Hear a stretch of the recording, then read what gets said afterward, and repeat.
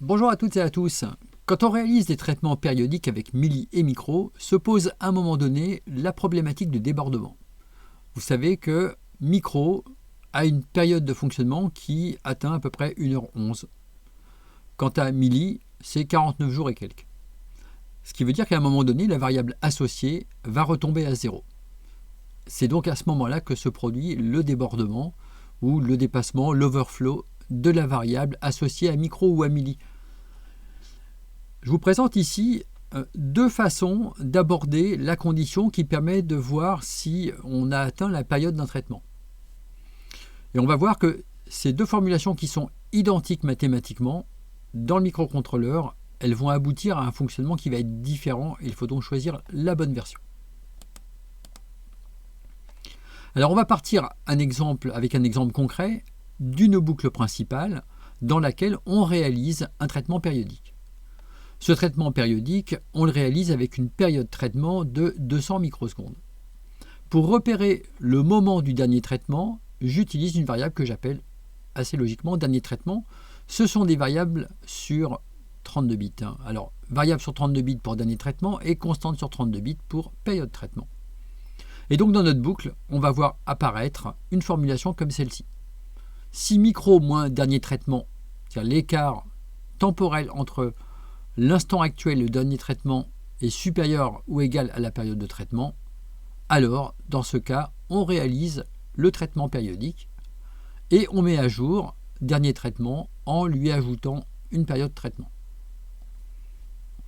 Alors, j'aurais pu ajouter micro, mais en réalité, pour que ce soit vraiment périodique avec la bonne période, et qu'au bout de n périodes, on ait toujours à peu près cn périodes, il vaut mieux ajouter période de traitement, puisque micro ne sera pas rigoureusement égal à une période de traitement à chaque fois. Bien, donc ça, c'est une première formulation, avec ici la soustraction entre micro et dernier traitement. Une deuxième formulation possible, on l'a vu tout à l'heure, c'est plutôt de dire que micro supérieur ou égal à période de traitement plus le dernier traitement. Mathématiquement, c'est absolument identique. Alors d'abord, qu'est-ce que c'est que le dépassement, l'overflow, ce qu'on appelle aussi le débordement? C'est ce qui conduit finalement, c'est ce qui se produit lorsque le résultat d'un calcul arithmétique excède la valeur maximale que peut stocker une variable. Quand vous êtes par exemple quand vous utilisez des variables de type 8 bits non signés, la valeur maximale c'est 255. Sur 16 bits non signés, la valeur maximale c'est 65 535, etc. Donc au-delà de 255 par exemple, pour un type uint 8t, eh bien on ne peut pas aller au-delà et les calculs conduisent à un dépassement de capacité et ce dépassement, il induit un résultat toujours entre 0 et 255 qui possède un lien avec l'intervalle de départ mais qui n'est pas le résultat escompté puisque je ne peux pas aller au-delà de 255. Donc ici, ce que je vous propose de voir, c'est sur un exemple concret comment les choses se déroulent. Je déclare donc sous la forme d'un entier non signé 8 bits, UI8 micro, et je lui donne la valeur 250. Je lui ajoute ensuite la valeur 30, et je fais un calcul de différence entre UI8 micro et 252. Quand j'ajoute 30, je vais donc atteindre 280. 280, ce n'est pas dans l'intervalle 0,255. Alors, quelle valeur est-ce que je vais obtenir? C'est ce que je vous propose de voir maintenant. Et quand je vais faire la soustraction, à nouveau, quelle valeur je vais obtenir? Puisque normalement, j'aurais dû avoir 280 moins 252 égale 28. Alors, si on effectue le calcul, donc ce calcul, c'est donc d'abord 250 plus 30.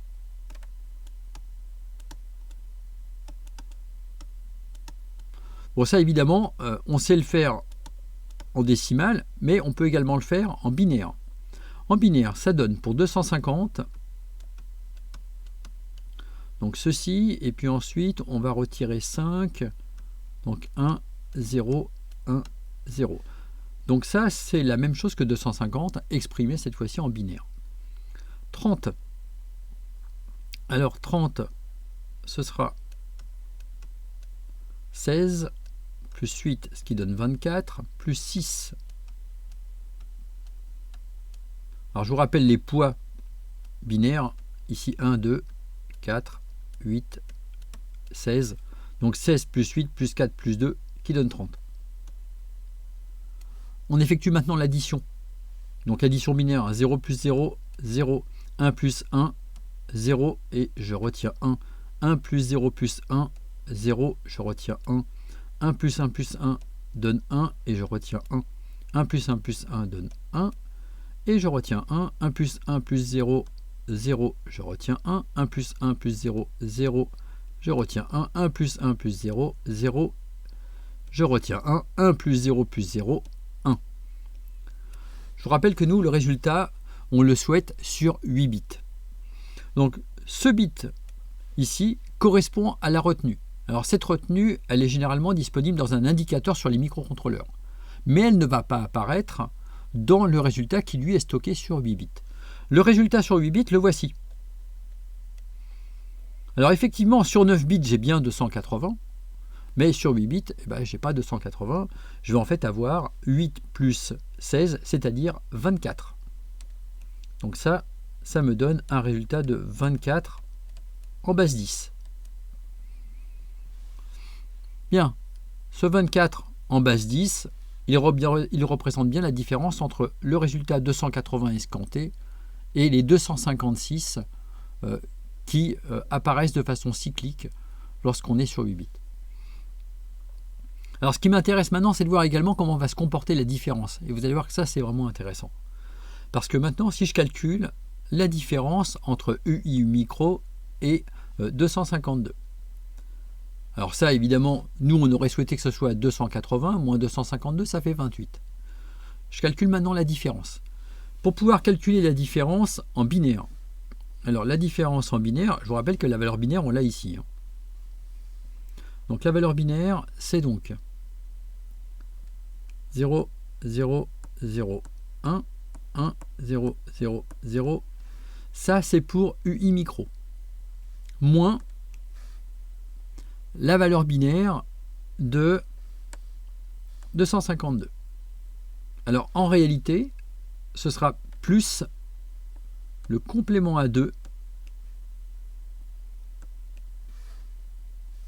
de 252.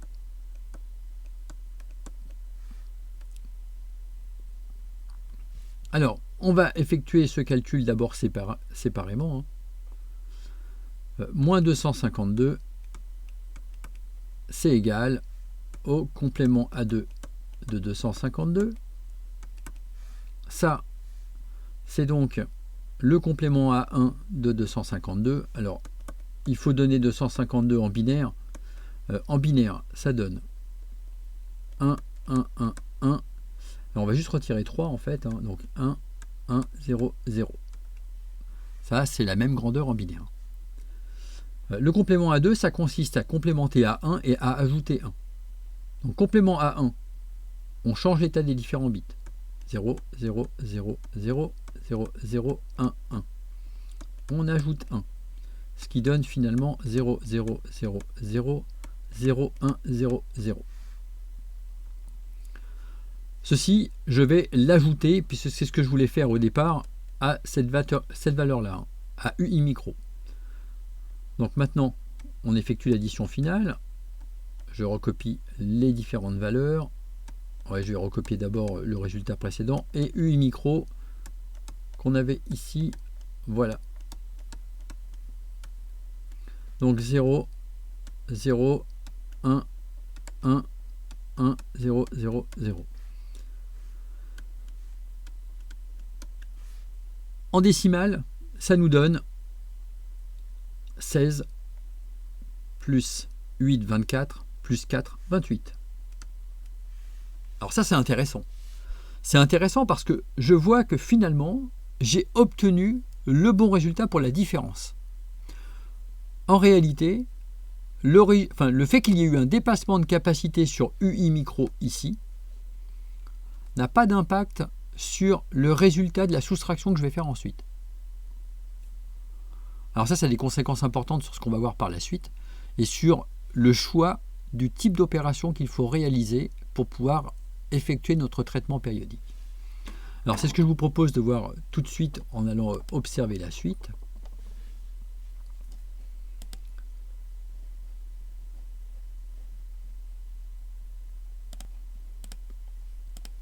Alors la suite.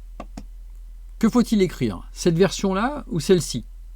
Bon, on a un premier indice, hein, ce qu'on a vu tout à l'heure, c'est que la soustraction, elle se comporte bien même quand il y a eu un dépassement de capacité.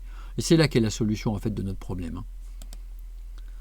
Alors, on regarde ce qui se passe dans les deux versions possibles. Première version, celle où on effectue la soustraction et on compare avec la période de traitement. Je vous rappelle que 2 puissance 32 moins 1, c'est la valeur maximale que peut prendre micro ou milli. Et cette valeur maximale, la voici, écrite en décimale. On va considérer que la boucle ici dure 30 microsecondes. Et on va faire un petit tableau pour voir un petit peu comment évoluent les différentes grandeurs. Alors, dernier traitement, je me suis positionné à un moment où le dernier traitement avait eu lieu à ce moment-là, hein, c'est-à-dire pratiquement au moment où on allait atteindre le dépassement de capacité. C'est ce qui m'intéresse pour montrer comment ça va se comporter lorsque le dépassement de capacité va apparaître. On imagine qu'au moment où on rentre dans la boucle au passage N, on a cette valeur pour micro. Donc cette valeur pour micro, lorsque j'en fais la soustraction avec dernier traitement ici, ça me donne 210. La période de traitement étant de 200, la condition qui apparaît ici pour le traitement périodique est vraie. On effectue donc le traitement périodique.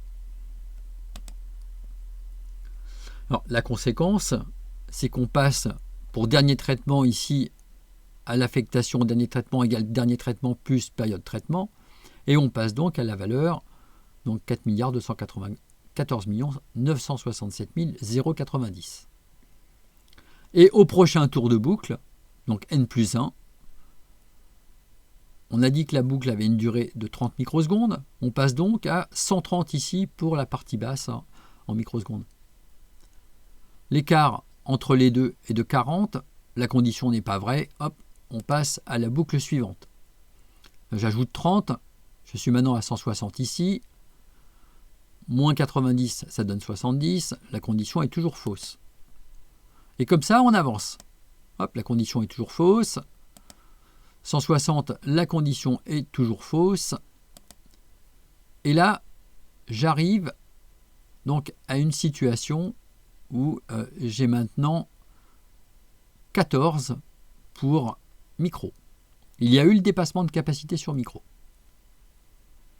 La valeur du dernier traitement n'a toujours pas changé, elle est toujours identique parce que la condition pour l'instant n'a jamais été vraie pour pouvoir modifier sa valeur. Quand on calcule l'écart entre les deux, on trouve 220. C'est-à-dire que si vous faites le calcul avec un programme que vous écrivez dans l'Arduino, hein, vous écrivez en C, 14 moins ça va effectivement donner 220. On est dans la logique de ce qu'on attend, on a avancé de 30 en 30, hein, 190 plus les 30 de passage donc, à une nouvelle boucle conduit à un écart de 220. La condition est vraie, et par conséquent, puisque la condition est vraie, on effectue le traitement périodique, et on voit que ça n'a pas eu d'impact sur le traitement périodique, le fait qu'il y ait un dépassement de capacité sur micro. Dernier traitement, évidemment, va passer à 0,90 plus 200, 290. Et on va comme ça pouvoir poursuivre. Alors 290, on ne sera toujours pas en dépassement de capacité sur le dernier traitement, mais au coup suivant, on sera en dépassement de capacité et ça continuera à fonctionner logiquement comme on vient de le montrer. Donc ça, c'est le cas où on fait la soustraction. Allez, maintenant, on s'intéresse à la situation où on a plutôt choisi micro supérieur ou égal à la période de traitement plus le dernier traitement. Et on va voir que ça peut se comporter effectivement de façon différente ici. Je me place dans la situation où initialement on avait cette valeur-là, comme on l'a vu tout à l'heure. Micro est à cette valeur-là au moment où j'entre dans la boucle de rang n. Et période de traitement plus dernier traitement, ça vaut 4 294 967 090. Donc à ce moment-là, effectivement, micro est supérieur à la somme qui est invoquée ici. Donc la condition est vraie. Et par conséquent, on met à jour on met à jour le dernier traitement. Et on lui ajoute la période de traitement, donc 200. On se retrouve à cette valeur-là. Et donc, à la boucle suivante, on a avancé de 30 sur micro.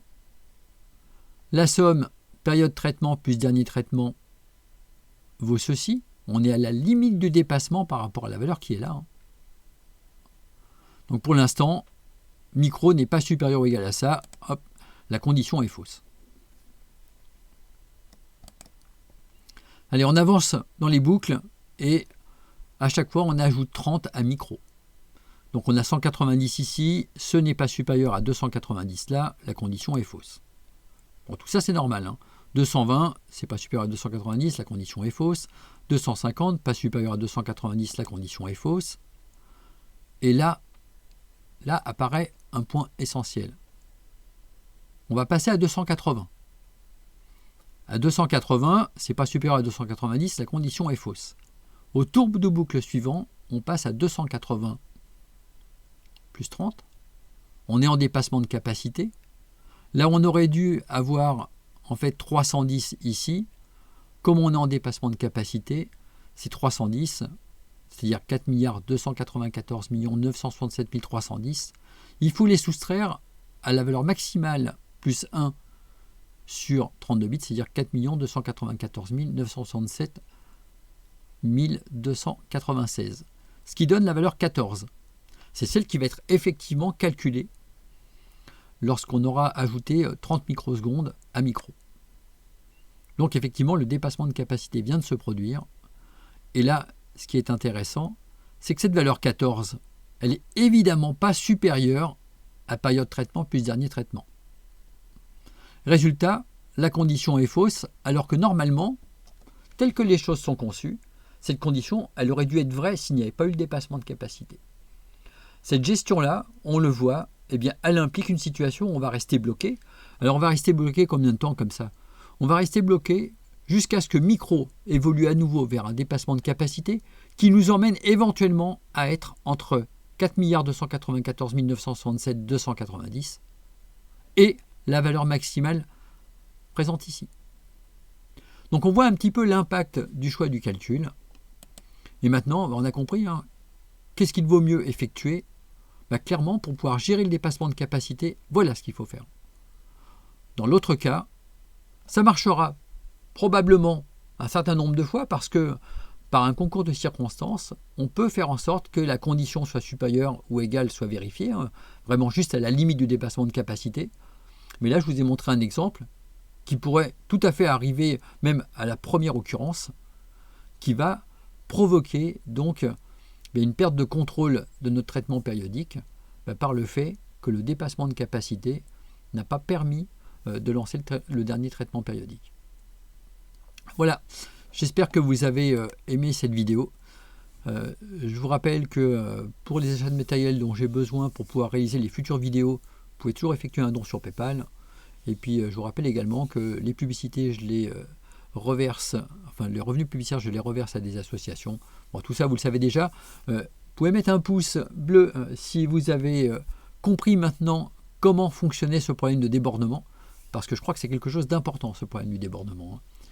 Et puis, si vous êtes actuellement en terminale, que vous aimez le génie électrique, je vous invite à candidater pour un DUT génie électrique et pour l'année prochaine, un but génie électrique, donc à l'IUT de Nantes. Et si vraiment vous êtes trop loin de l'IUT de Nantes, il y a tout un tas de départements génie électrique, informatique, industriel en France, 55 au total. Voilà, au revoir et à bientôt pour d'autres vidéos.